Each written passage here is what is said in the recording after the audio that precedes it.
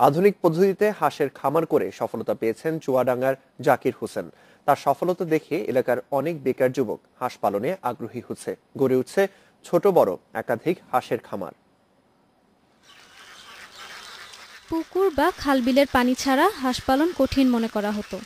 এখন আধুনিক ফ্লোরিং পদ্ধতিতে শেডের মধ্যেই হাঁস পালন করছেন চুয়াডাঙ্গার কুলপালা গ্রামের জাকির হোসেন।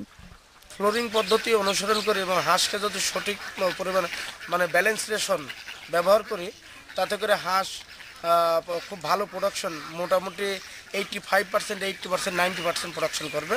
আমাদের এখানে গৃহপালিতভাবে হাঁস পালন করা হয়।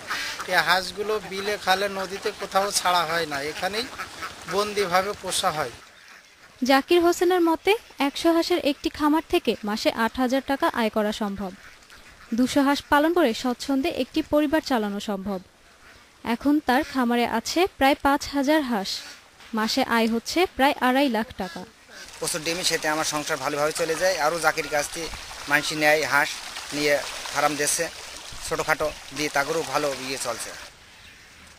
জাকির হোসেন জানান, ঝুঁকিমুক্ত এ পদ্ধতিতে একটি হাঁস বছরে প্রায় 300টি ডিম দেয়। পাওয়া যায় নিরোগ হাঁস ও ডিম।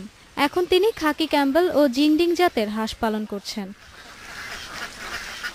এলাকার বেকার যুবকদের আত্মনির্ভরশীল হওয়ার আহ্বান জানানোর পাশাপাশি খামারিদের প্রয়োজনীয় সহায়তা দিচ্ছে প্রাণী সম্পদ বিভাগ। সে 10-12 বছর আগে হাঁস পালন শুরু করে স্বল্প পুঁজি দিয়ে।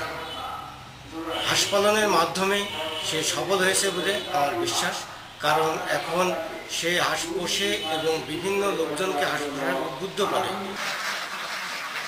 Independent news desk.